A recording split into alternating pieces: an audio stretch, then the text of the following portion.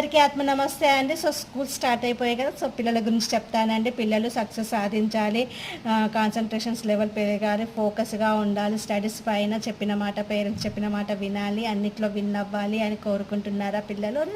So మీరేం చేస్తారంటే ఒక పీస్ ఆఫ్ వైట్ క్లాత్ తీసేసుకోండి అమ్మ. అందులో పెసర్లును 2 యాలకులు ఇలాచి వేసేసి ముడుపు కడతాం కదా, అలా పోట్లీలాగా కట్టేసి దాన్ని స్టడీ టేబుల్ ఉంటే స్టడీ టేబుల్ పైన నార్త్ సైడ్ ప్లేస్ చేయండి, పెట్టండి.